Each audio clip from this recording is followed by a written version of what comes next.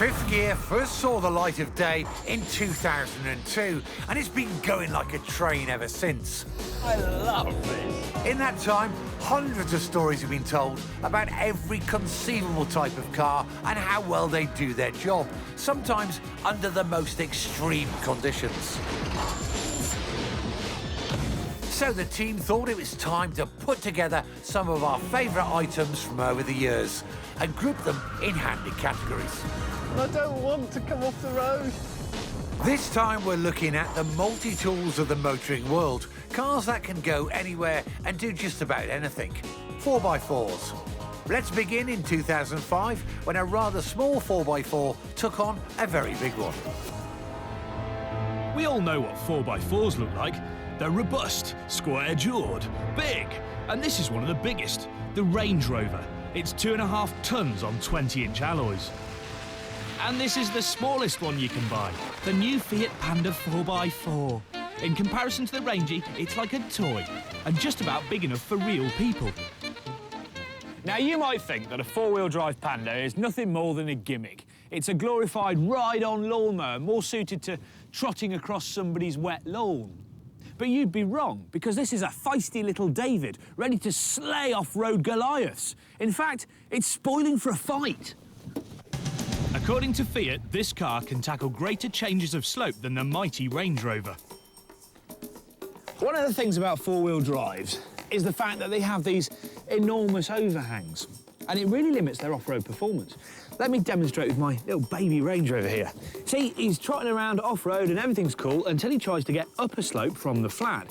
And if you watch, the front end digs in before the front wheels have a chance to get some purchase and drag him up the slope. Same thing happens if he tries to reverse up. Look, overhang, takes away the wheel's grip, and that's it, you're finished. If you look at the Range Rover, we can see it's going to be a problem because even though it's got trick air suspension and an adjustable ride height, it's got a honking great ass. The Fiat doesn't have either of those hindrances because the wheels are so close to the corners of the car. The short wheelbase also means that you minimise the risk of grounding out when you reach the crest of a peak. And Fiat also claim this car can climb a gradient of 50 degrees. That's 5 degrees better than the Range Rover. To find out whether the Fiat really can walk the walk, we thought we'd put it to the ultimate test. This is Delabole Slate Quarry, the nearest thing we could find to an asteroid strike. As holes go, it's rather big. Over 400 feet deep, in fact. It's amazing what a few picks, shovels, well, and the odd stick of dynamite can do.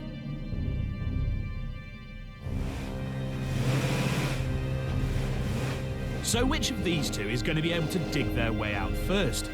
We'll start each car down here and see which is quickest to the top.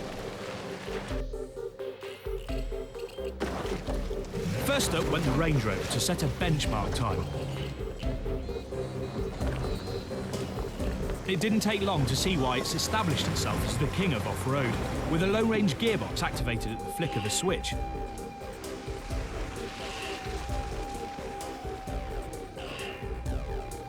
Frankly, the overhangs didn't seem to be a problem. It crushes obstacles and sped over the line in just 90 seconds. Time for the Panda.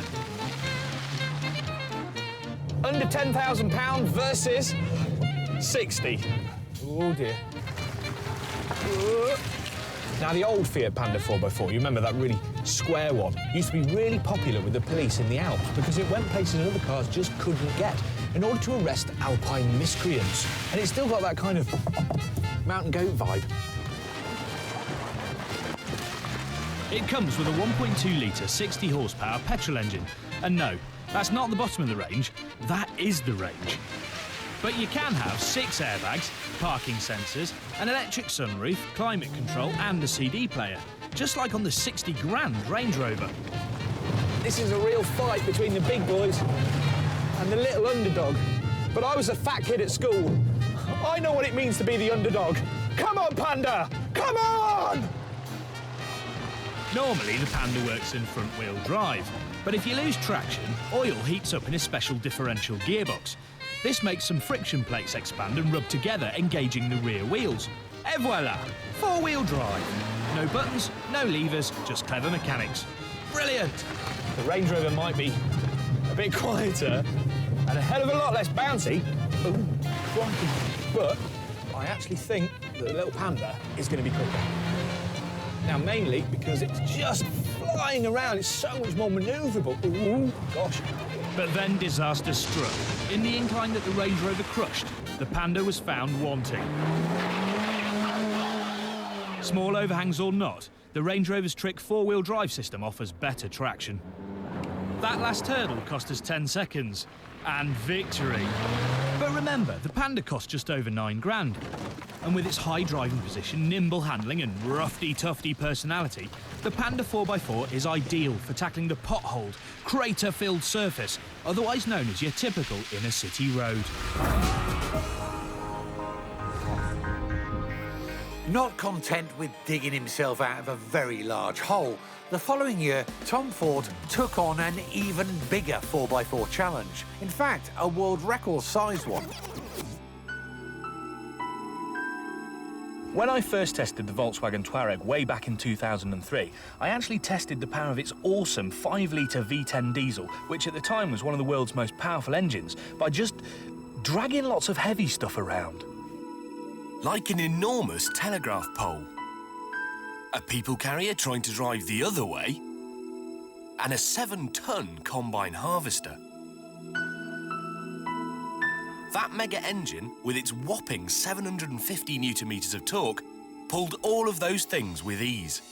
For 3 years, I've been looking for something big enough to justify both mine and the Touareg's pulling prowess.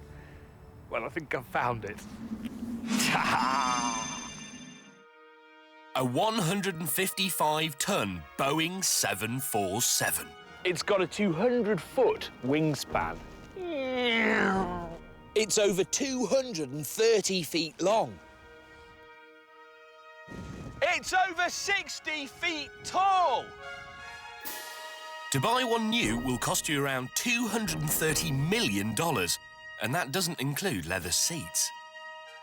When you see these things land on the telly, these wheels look kind of small, but there's 18 of them on this 747, and they're all 3 feet tall. If the Touareg tows this, we reckon it'll be a new world record for the heaviest thing towed by a production car.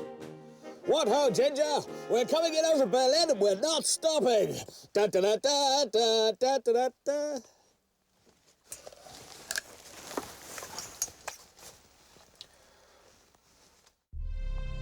After making sure the plane's handbrake was off, I sized up the enormity of what we were intending to do.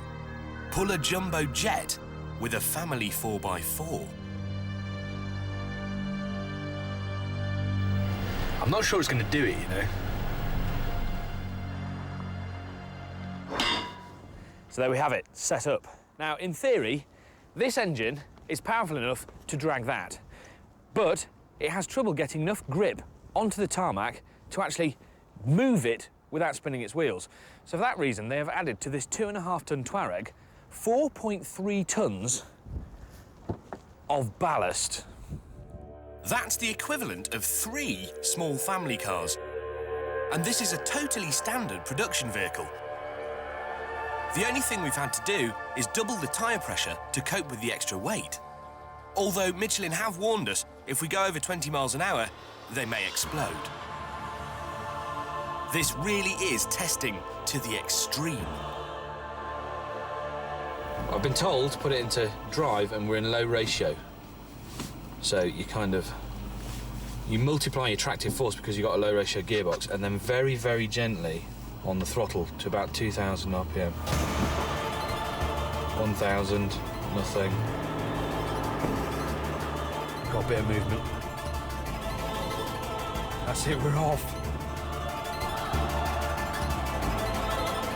About 1,600 RPM, and I'm pulling a 747 with a Touareg. Oh my God, the view through the wing mirrors. If you've ever been tailgated on the motorway, well, you've got nothing on me.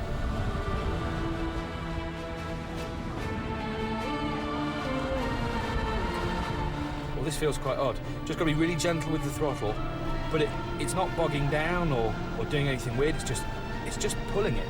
That's 155 ton on the back of this. And you're kind of aware of it, but oh God, look in the rear view.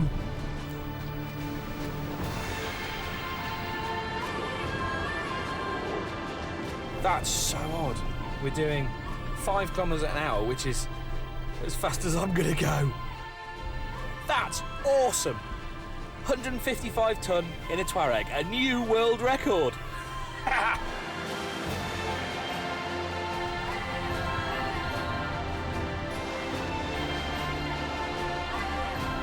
Oh, right, I've backed off a bit now.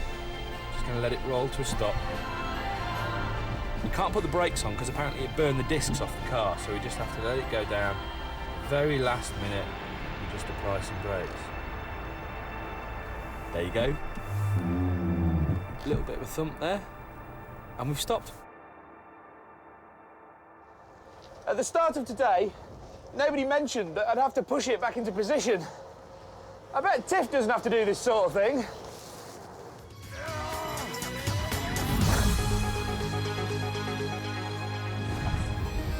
In 2007, it was my turn to go off-road in one of the craziest vehicles I'd ever driven. This is the Range Rover Sport's evil twin. It's a bowler Nemesis, and it's a beast. Think of it as a £120,000 ticket to Dakar. This off-roader is built to conquer the world's toughest rally. It's computer designed, uses state-of-the-art composite materials, and is the brainchild of a former blacksmith who works on a Derbyshire farmyard. Ooh-ah! It uses a 4.2-litre supercharged V8 running on bioethanol. But not because the people at Bowler are particularly green. Oh, no, no, no. That's because bioethanol runs a bit cooler. And that makes it a bit faster. They reckon it's got at least 500 brake horsepower, but they're not exactly sure. And why might that be? Well, that's because they bust the dyno. The funny thing is, they've just basically thrown the keys at me and not told me where to go. I've got no bearings, some big cliffs to fall off. In hindsight, I think that was a silly thing for them to do.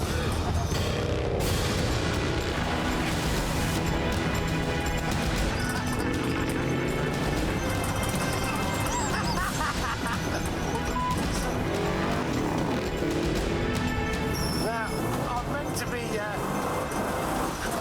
speaking to you guys, but this is just the funniest thing in the world. Tell you what's amazing, considering we're on Jesus. We're on fairly slippy mud. It's got some grip and a bit of traction. It's fantastic. It's astonishing. This greasy surface would be enough to cripple most off-roaders, but the Nemesis changes direction and powers out of the corners, well, like it's on dry tarmac. Even though, you know, this is pretty basic, there's some really trick bits of kit on it. The suspension is very clever in that when it comes over bumps and goes in the air, it's got very clever bump stops in the dampers, which will force the wheel back down again onto the road, therefore maintaining traction. Oh God, I'm sweating. Oh man, I want one. I've got to have one of these. 11 wealthy enthusiasts have already coughed up to get hold of this latest bowler product, even though it's still at the prototype stage. Now, we thought we'd help out with the car's development and see how this prototype stacks up against the competition. Say against something else that's fast, orange, and loves the Dakar. I'll be racing Tom Sagar, who last year, at the age of 20, was crowned European Enduro Champion. KTM bikes have won the last 7 Dakar rallies, and this 450cc machine is light, agile, and bloody fast. But in a flat-out race through gravel, sand and water, would the bike be fast enough to beat the Nemesis?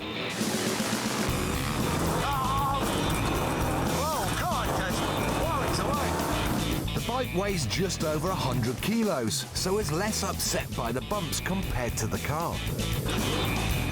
The bike's single-cylinder engine only produces about 40 horsepower, which meant in the flatter sections, I could start reeling him in. Whoa, we're nearly there. Come on, we're catching it, we're catching it. Come on, little tinker. Right. God, if I don't climb down. Oh, he's in trouble there. What? Is that right? And we're through.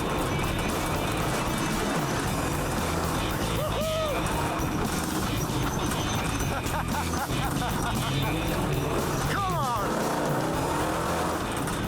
You'd expect the bike to catch up in the twisty sections, but the bowler's ability to change direction kept me ahead, and its torque dragged me up the hill, well, like it didn't exist.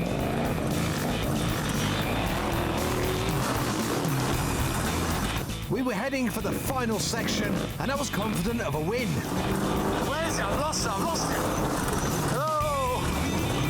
Made a mistake.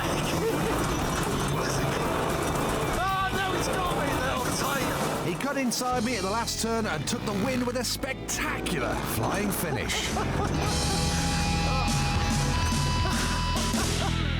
Oh, we had a couple of big hits.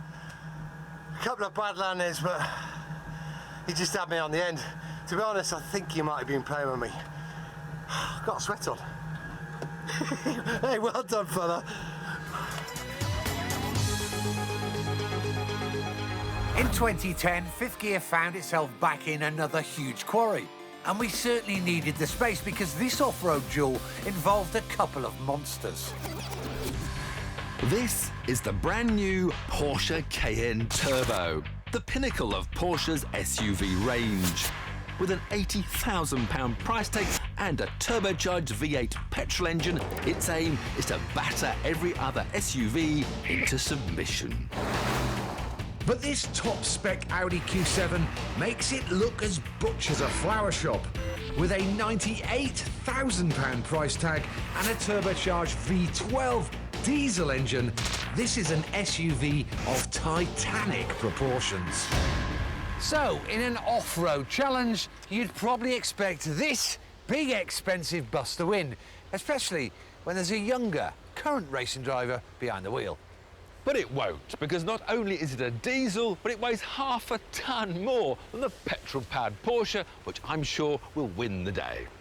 As per usual, Tiff is talking nonsense. Get in and take that stupid hat off.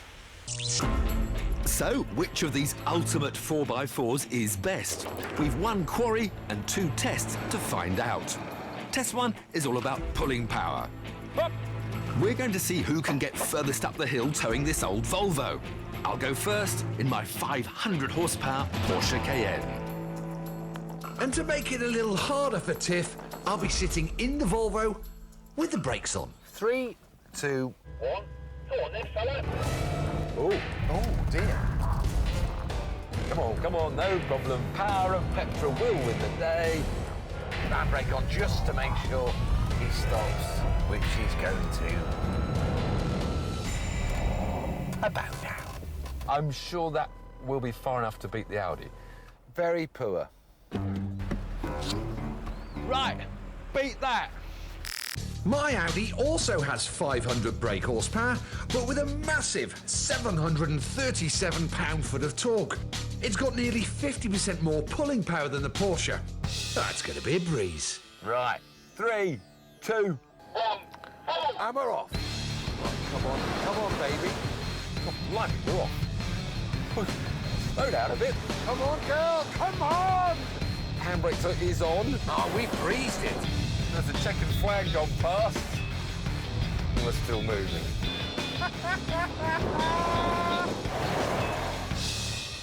How far do you think that was past? Just a snitch? Just edged past, maybe. Time for test 2, where Tiff's lighter Porsche could make amends. It's a race against the clock to the top of the quarry. A twisty drive on the loose granite surface means agility and grip will be critical, and it's the Audi's turn to go first. And to make this a bit more interesting, let's say the loser of this test has to clean the cars. Fair, isn't it? Fair dues. Yeah. Right, 3, 2, 1, go! Right, come on, beauty. Oh, hello. Oh, where's the corner? Flat right. Oh, give me The diesel Q7 was struggling for grip, and that wasn't the only problem. Yeah, I'm on the throttle, nothing's Oh, happening. get on with it. You're pretending. No, it's the boost. The boost takes forever. And my traction control system didn't like cornering on the loose surface. Oh, no. It keeps jumping on the Big brakes. drop my side. We're going about 80 miles an hour. Mind that rock.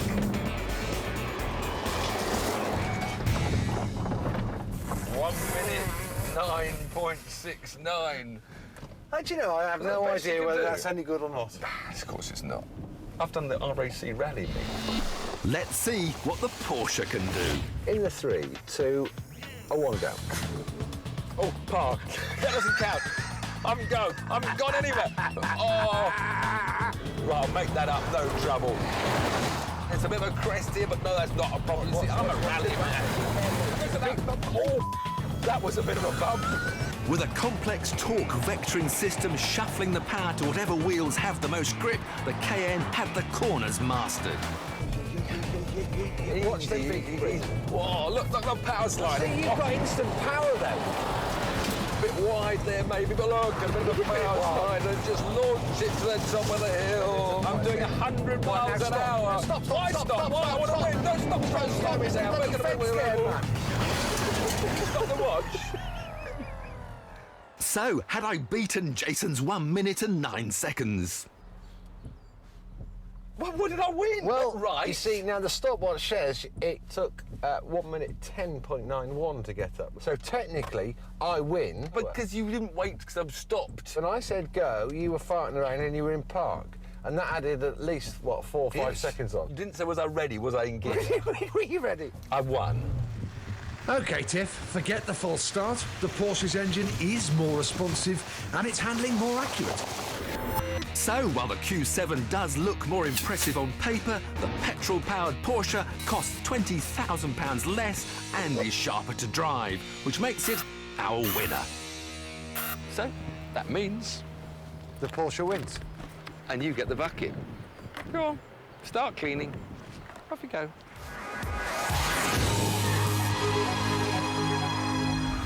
Moving forward from 2010 to 2013, the whole fifth gear team decided to look over the all-new Range Rover.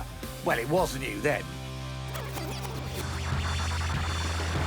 Now it's the fifth gear team test. We're at the Millbrook Proving Ground, one of Europe's most advanced research centres. With 49 different tracks and terrains, it's the perfect place for us to test new cars. Today, the team tested the brand new Range Rover. This all-new version of the Imperious off-roader costs between £71,000 and £98,000. It's supposedly more luxurious than ever and comes with a choice of 2 diesels and 1 petrol engine. We're testing the most powerful diesel, the 4.4-litre turbocharged V8.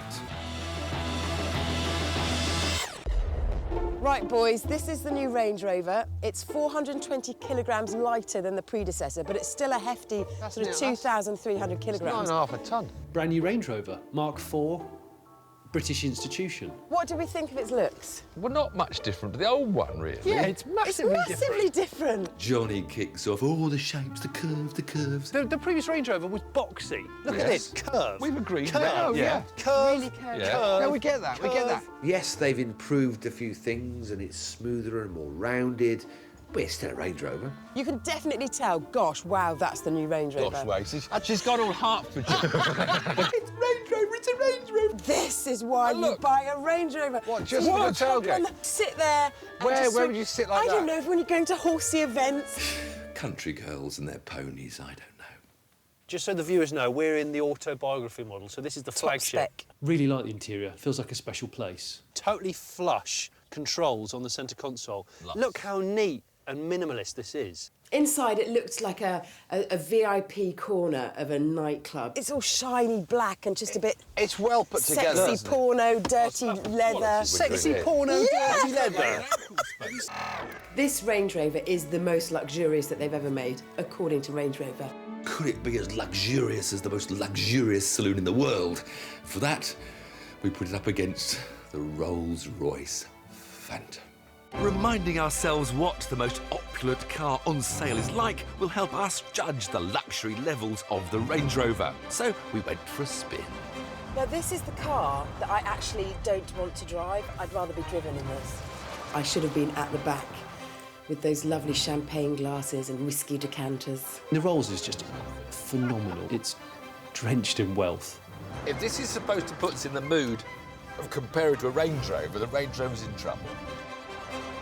Second-hand Phantoms are now a mere £95,000. So rich petrolheads are left with a dilemma.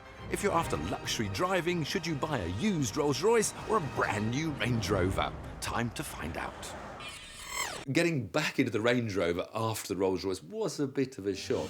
It's not quite as plush or as comfortable, but it's certainly got that same air of quality about it, and that's the big word that keeps on coming through, quality. Does it feel like a big old bus, Vic? No, it doesn't. I can place this a lot more quickly than I can the roller. This feels so sprightly. Does it? Yeah, it really does. Do you know how much torque this got? Go on. 516 pounds-feet. So that's nearly as much as the Rolls V12. Wow. Isn't it? That's a Really? good stat. Yeah. The ride quality is not what you'd expect from a luxury saloon. Really? It's not Really? It's not as good as the Rolls. Whoa, you dirty swine. The Range Rover can't match the luxury of the roller, but it is better than ever to drive on the road. The question is, has the nippier handling compromised its abilities off-road? Of course, we had to find out. So to test it, they put in the world's worst off-road driver, me, to see how we went. Well, that's 700 millimetres, and this car can wade up to 900 millimetres, which is 3 feet. Oh. Can you... Are we ready? OK, let's get... Right, can I officially state for the record that Vicky Butler-Henderson is a lunatic. The world's worst off-road driver with the world's best off-road car. Off-roading's predominantly about doing these things slowly and progressively and gassing it very occasionally, but Vicky was hot on the gas. You're joking! No, that's too far.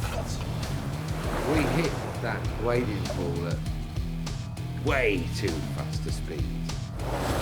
What's happened there? It's all right. Was there any need to do that? We nearly turned it into a 95,000 quid submarine. What the hell? How did that work? It kind of like I went a bit quick in the bow wave. That was in the off-road driver's manual, wasn't it? Create a small bow wave and push it forward. She's emptied the bonnet. Do you know the way the engine breathed through a hole in the bonnet? The bonnet was underwater by about 10 inches. Babe, I know. The car was fine. It didn't even misfire or complain.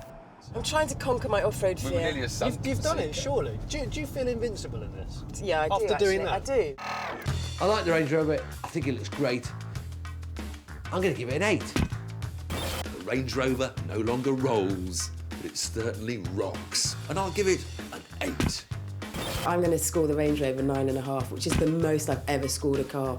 I'm going to give it a 9. So the brand new Range Rover gets a team test score of 34.5 out of 40. Keeping with 2013, I got to test a 4x4 with a bit of an identity crisis. It's the latest, baddest incarnation of the legendary Mercedes G-Class, the G63 AMG. The G-Class first went on sale in 1979, which makes it Mercedes' longest-running model. It was originally created for the military and has stuck with its army chic styling since, which is a kind way of explaining why it looks like a tank. But under the bonnet is a 5.5-litre twin-turbo V8. It's a nuclear bunker that accelerates harder than a Porsche Cayman. On paper, this looks like 3 different cars in one. An all-conquering off-roader, the world's greatest tow car, and an AMG sports beast. So, I'm going to put it to the test with 3 wildly different challenges. test. Group Captain Plato reporting for duty at the off-road facility. Test 1 will find out if the car can translate its 537 brake horsepower into off-road traction. This actually has impeccable off-road credentials. You know, a G-Class 1, the gruelling Paris-Dakar Rally Raid in 1983, and Gs are used by no less than 63 different armies across the globe. You know, off-roading's all about gentle, smooth application of power, looking for traction all the time. This latest version has got 3 separate electronic differentials, just to make sure that the correct amount of power is sent to each wheel to give it amazing traction. So, Test 1 has shown the G-Class to be a very capable, if slightly crude, off-road machine. Test 2 will look at the G63's load-lugging ability. With 560 pound-foot of torque, coupled to AMG's 7G Tronic Auto gearbox, it should be the ultimate tow truck. This caravan is a Genesis IB4. It's about 8 metres long, weighs just shy of 1.9 tonnes, and it's about the biggest you're allowed to tow in the UK. Now, when you add the weight of that to the weight of that, you're just short of about 4.5 tonnes. So this should be a good test. 80, 85, 90 miles an hour, and it feels pretty solid. I mean, it's an unnerving feeling. You can feel this mass moving around, but it feels good. It's pretty stable, almost effortless. But just in case your trailer becomes unruly, the G63 has an extra trick up its sleeve. The stability control systems have been specially tuned to counteract any trailers or caravans that start to fishtail. If it senses the caravan is starting to sway and affect the stability of the car, then it'll tickle, pulse the front brakes to keep everything in check. But just what sort of dent does a 2-ton caravan make in the G63's performance? Well, to find out, I've decided to do a 0 to 62 test. For all I know, when I nail the throttle, there's a good chance I might just rip the caravan's face off. The standalone car gets there in just 5.4 seconds. 3, 2, 1, go. Definitely feel there's a bit of judder through the whole chassis. There's 50 miles an hour, and there's 60. Just remember to secure any fragile antiques before you slam on the brakes. 9.4 seconds. That's not bad considering there's, what, 4.5 tons. My final test is some hot laps of the track to find out if the G63 handles in a sporty way like its AMG badge suggests. Oh, I can't begin to tell you how awful this is to drive, and also how prehistoric the ESP system feels. You know, as soon as I do anything, watch, turn the wheel. That's the brakes, that's automatic braking. I mean, what's all that about? Look, all right, do it again. Turn. Handling and G-Class don't go together. It's horrible with a capital H. So, the G63 AMG tows like a train and can handle the rough stuff. But if you want all that wrapped up in a rewarding road car, then do yourself a favour and buy a top-spec Range Rover and you'll save yourself 25 grand. I don't think I've ever said a Mercedes is really horrible to drive, but this is.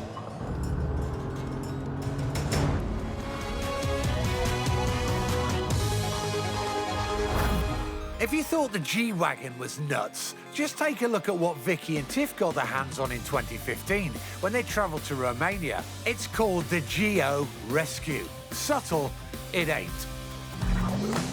The Rescue is Geo's most extreme machine that's designed to go just about anywhere.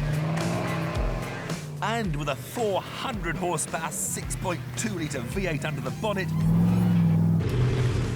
it has the power to get there. Andre Aprea, one of Geo's owners, told us a bit more about it.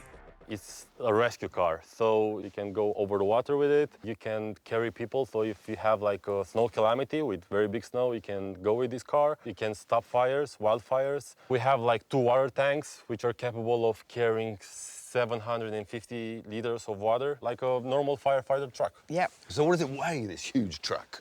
3,200 kilos, so it's not that heavy. But doesn't that all weight of the water make it, likely to roll over? That's actually the special thing, because the gravity level is really low. You see, the black part of the car are the water tanks. Yeah, Okay, so it are really low. Okay. Before Tiff took the controls, Andre gave us a quick demonstration. And I was already feeling nervous. I'm such a wuss. We don't need to go so fast, Andre, that's okay. I'm not driving fast now. Okay, sure. How steep can this go up? 70 degrees. 70 degrees. Let's not bother trying. I'll take your word for it, Andre. I can show you to you. No, that's So what fine. about diff locks? Is it all just locked all the time, or is it... Yeah, it's locked all the time, but we have like 4 different ratios for low gear. And if you want to go like really fast, like with, I don't know, let's say 70 miles an hour, we're gonna put it in the high gear. Okay, Tiff, so you can drive now. You happy for me to drive, Biggs? I'm delirious, darling.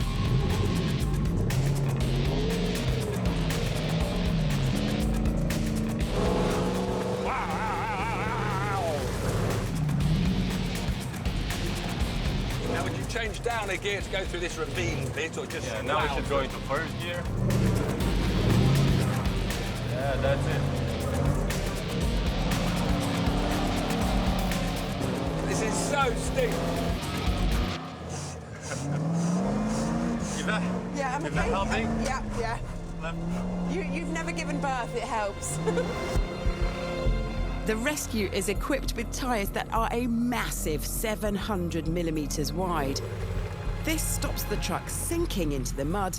However, it doesn't guarantee you'll always be able to grip the mud. Go, go, go. Oh. Power. Oh, Power, God. power, over the top. That wasn't that bad, right? Now, Andre, this is pretty impressive off-road, but how about going into a river? Yeah, Is that a would be good great. idea? Yeah, sure. No, What do you mean, no? no. Yes. I'm not going in a river. Look, Vix, the man says it could go in a river. Definitely. But first, we had to get down to the river. That's vertical, Tiff. I wasn't thinking at going to the river like that, but we could try. Are you ready for this? Take a deep breath now, Victoria.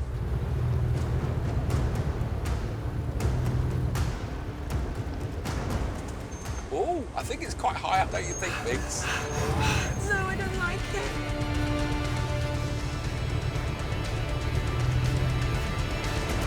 We're in the water, Vix. We're going up the river. Whoa! Don't even laugh, don't even laugh, don't laugh. No, I've had enough now. I've had enough. I mean, it's great on just take camera, isn't the torque? Just pulls you through everything, Vix. Yeah.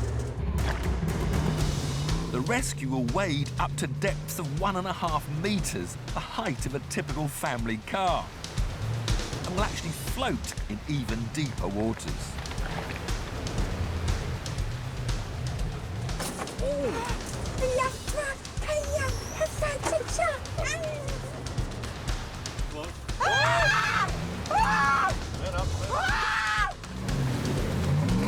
Oh, God, not again.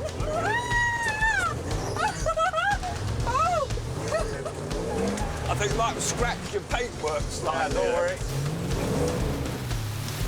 But although the vehicle has a ground clearance of 650 millimetres, there are some boulders even this Goliath can't quite handle. It's going to hit that big rock, though, isn't it? I don't think so. And worry about the left one. Oh, that was a big one. Enough? Wasn't that brilliant fun, Victoria? Enough.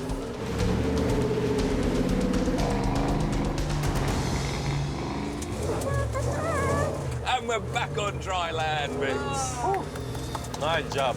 Really nice job. You've got to admit, Geos can go anywhere. Yep, they can go anywhere, so long as I'm not there. Darling, Bucharest for some drinkies? Yes, please.